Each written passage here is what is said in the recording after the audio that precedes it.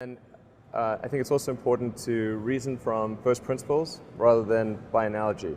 So the normal way that we conduct our lives is we reason by analogy.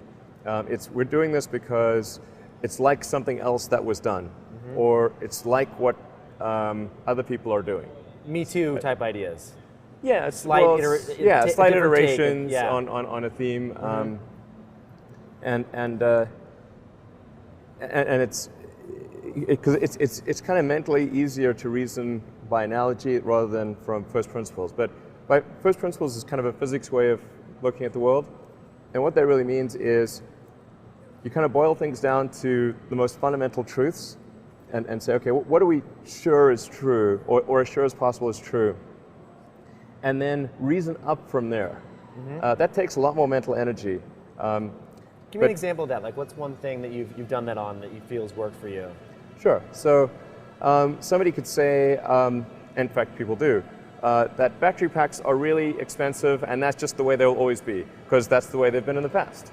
You're like, well, no, that's pretty dumb, because if you applied that reasoning to anything new, then you wouldn't be able to ever get to that new thing. Right.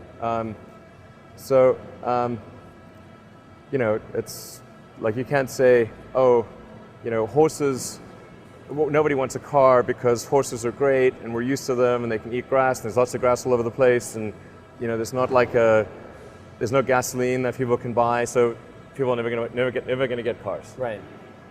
People did say that, and for batteries, they would say, oh, it's going to cost, historically it's cost $600 per kilowatt hour, and so it's not going to be much better than that in the future. And you say, no, okay, well, what are the batteries made of? So first principles would be to say, okay, what are the material constituents of the batteries?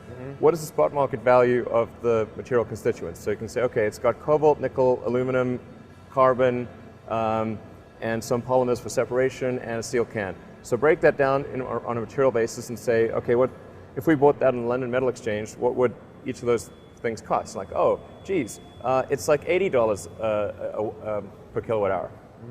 So clearly, you just need to think of clever ways to take those materials and combine them into the shape of a battery cell, and you can have batteries that are much, much cheaper than anyone realizes.